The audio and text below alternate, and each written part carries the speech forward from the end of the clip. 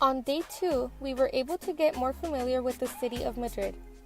First, we visited one of the most distinguished art museums in Madrid, el Museo Nacional del Prado, where we learned about pieces by famous artists like El Greco, Velázquez, and Goya. Later that day, we went on a walking tour through the streets of Old Madrid, or as the Spanish say, Madrid de los Austrias. Here, we visited Plaza Mayor, Puerta del Sol, Plaza de Oriente, and Plaza de la Villa. During the tour, we were able to see some of the oldest buildings in Madrid and learn a little more about the history and culture. In Puerta del Sol, there is a plaque on the ground called Kilómetro Cero, which marks the center of Spain. This plaque is also the point from which distances are measured in Spain. It is believed that if you want to come back to Madrid, you must step on this plaque.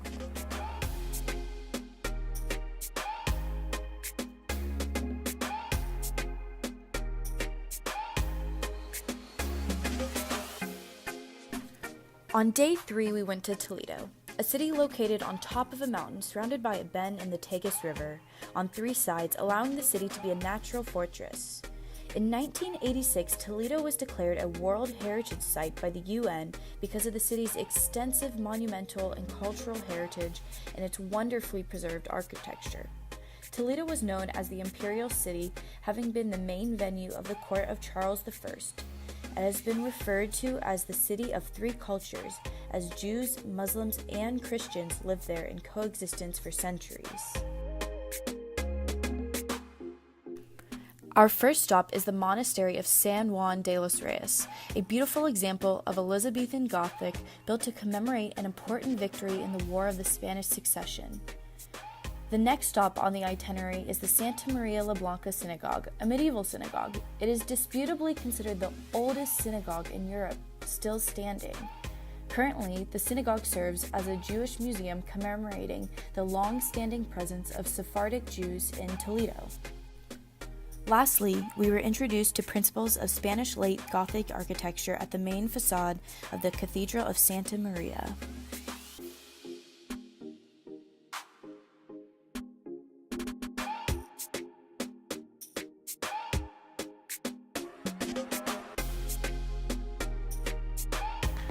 On day 4, we visited the Puerta del Sur hospital.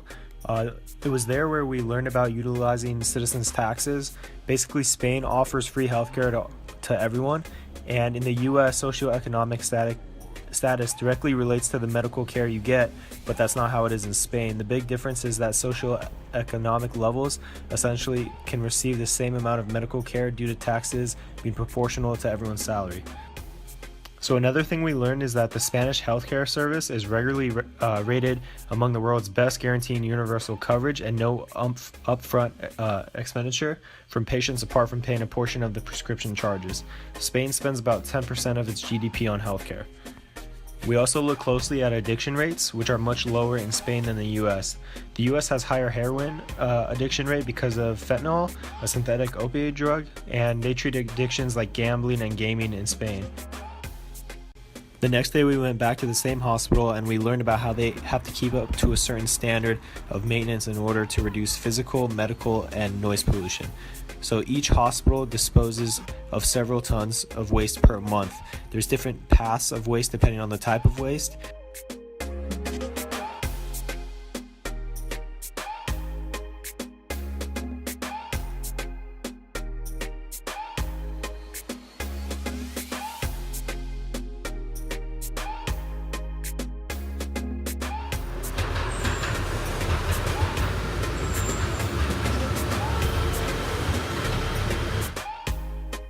On day 5, we went to Ecoplar, a large senior living community. The 200 residents living there range from totally independent to requiring total care due to dementia or various pathologies. We toured and spoke with the 1 doctor, 3 registered nurses, and various occupational and physical therapists who are providing care that day. After hearing about their experience, we learned that Ecoplar runs very similarly to senior living communities in the United States.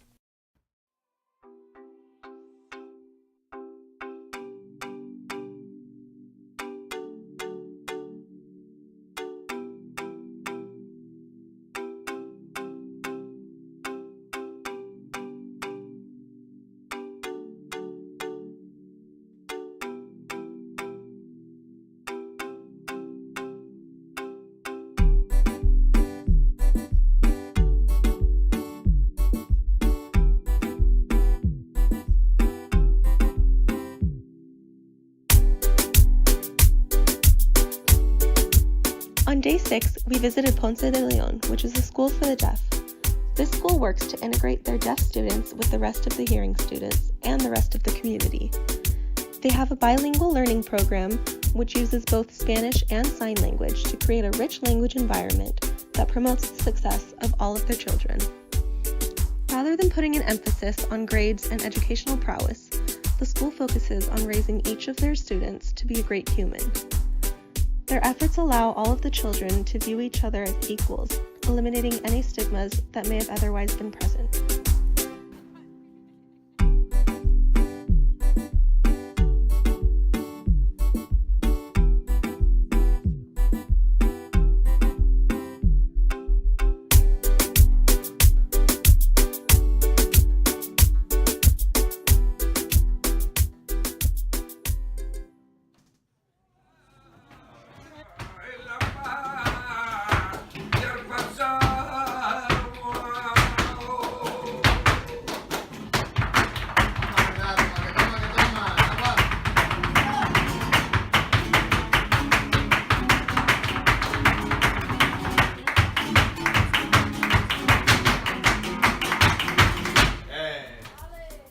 The Cruz Roja operated mobile HIV clinics, which provided rapid HIV testing. Rapid HIV testing gives a negative or positive diagnosis within several minutes. Furthermore, testing is done in the laboratory in order to confirm the diagnosis, which can take several days. It was said that HIV should not be seen as a taboo, but as a disease that can be partially treated and does not severely debilitate everyday life. On day 8, we went to Down Madrid. Down Madrid is dedicated to improving the lives of people with Down syndrome. Down Madrid has 116 students with various intellectual and developmental disabilities. The staff there includes several physical therapists, nurses, and teachers. The schools ran pretty similar to a primary school, in which each age range was broken up into several different classes.